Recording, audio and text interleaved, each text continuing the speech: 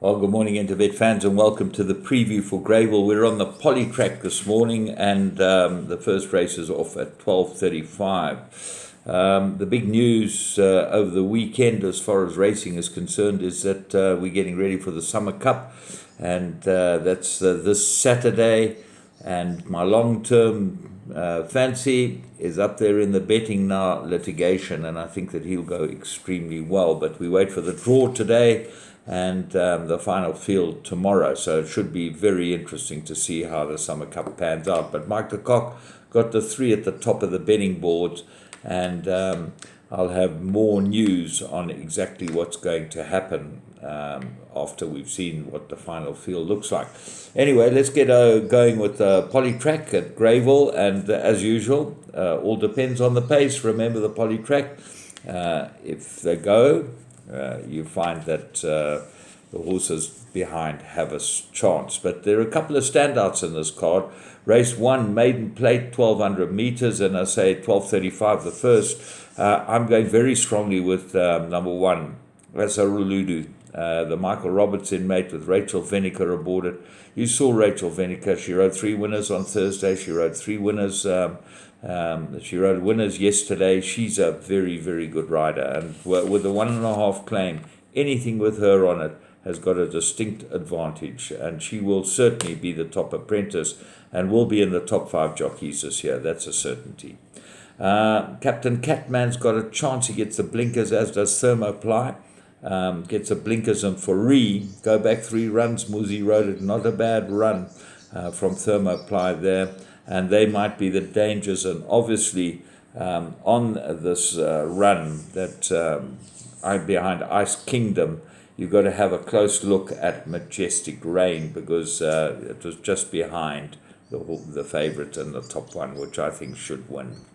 Race 2, Maiden Plate fillies and mares, and they go 1,600 metres. I'm going strongly with number 1, Stealth Attack. Now, you saw what happened last time. They ran this filly in a handicap. Handicap Maiden Plate. Started favourite and got run over. Well, this is not a handicap. This is set weights, and that means that she is very, very difficult to beat. The danger's got to be Ideal Gift, which is joint favourite with her, and she's not easy. The Michael Roberts runner with Venica aboard it, got to have a huge chance, but I'm going strongly with Stealth Attack. I think she's the right horse. Race 3, this is a merit-rated handicap, and they go 1,600.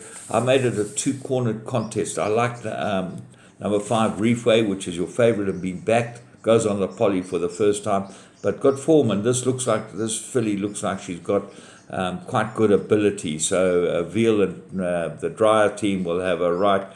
Stuart Ferry is doing the duty for Dennis, who's in the Cape, and he's got the horses in fine form. So good for Stuart, and should go very well Reefway, but got a big problem with number 7, Quest from Afar.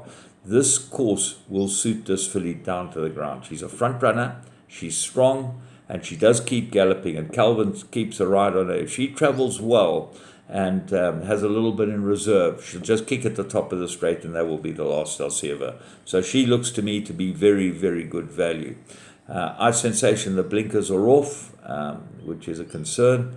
But Robert Carty gets a ride on it, and I saw him yesterday. He looked like he was outridden when he got beaten on one of the horses that Muzi should have ridden. I thought it should have won. Loose reins, unbalanced in the finish, a lot to improve on for young Robert. He's got to work a bit harder. Race 4, merit rated 65 fillies and mares. They go 1,000 metres, and very, very open this race. For the top 4 or 5, New Orleans gets 2-point penalty for running second last time, and that was behind in Danya, and Danya got 4 points, but Danya now gets a 4-kilogram claim. That will make a big, big difference. And if those two go too fast, or anything goes too fast, you'll find that Badra, who gets the blinkers, might just run them all out of it and looks well in a race like this. Capriana also could improve with a 2.5 claimer, but drawn wide. Race 5, mirror-rated handicap, and they go 1,200 metres at least. I'm going strongly with 1, Prince of Taranto. This race looks like it's absolutely made for him. He's a course and distance winner. He's second run after a rest, but I think he will improve Prince of Taranto. And Muzis takes a ride on him, keeps a ride. This is a big, big plus. So what are the dangers? Maybe just a guy I think who improved with blinkers last time out, and I thought would go well here. Race 6, fillies and mares. They go 1,400 meters.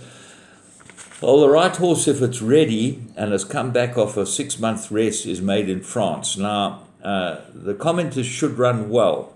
Richard Foury's been booked to ride it. That's a big, big plus. You know, De Mello's got to ride Royal Kitty. I would have thought he had the chance on Sleek as Silk. He's taken the ride on Royal Kitty. I think that's an error. I think that De Mello would have been better on Sleek as Silk, and I think she's got a better chance than Royal Kitty. But Royal Kitty comes into the race with some sort of chance. Birdwatcher's got very good form. This might turn it around for Howells with Kamala aboard it. Leopard Lady always runs well. And Ventress has got some form as well. But I'm going to put in a couple with Made in France. But Made in France is the find of the race at 14-1 if she's fit and well. Race 7, merit rated 1,400 meters. And very open indeed. Maximus would look like my first choice. I thought he's absolutely ready, but I think he needs a bit more ground, this horse. I'd like him over 16 or 1,800 meters, and then I'd start being with him. Immeasurables, the exactly opposite, comes back to 1,400 meters, and maybe he's better over 16 or 1,800 meters, but when Foury's booked for a horse, you take a very, very close look at it. Grimaldi's an interesting horse. This horse has got very good form, and this Ngobo, Bo Ngobo, the trainer, he's had a pretty ordinary start to his career, but he probably hasn't been given the horses which he deserves.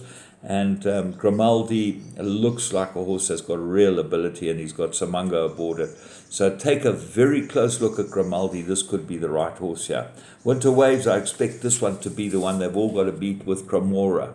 Camorra number 7. Camora's 3-1-1 with Muzieni and 7-3-2 course and distance. So might be second run syndrome. Camorra, that's why I'm putting other horses in with it. The race 8, Maiden Plate, 1,400 meters. Strongly fancy number 5 all around the world. Stable change to Gary Rich. I think Gary Rich is very competent. This horse has been traveling up and down all over the place. He's, I don't know who he's been with, but Clinton Binder's on his own farm, and it's now being moved to Gary Rich. This might be a big plus. New surroundings, and this would absolutely suit him down to the ground. So he looks valued to me. Barbetti's got some form. Trip to Nebraska, very good last run, but gets a 4-kilogram claim with a tricky draw of 7. Got to have a chance. And then Word for Word, another Riverland inmate, could go well after coming off a rest. So from me, James Goodman, and the whole Interbet team, we'll be back with you tomorrow where we do a Turf and Team preview. Hope you have a great day at Greyville.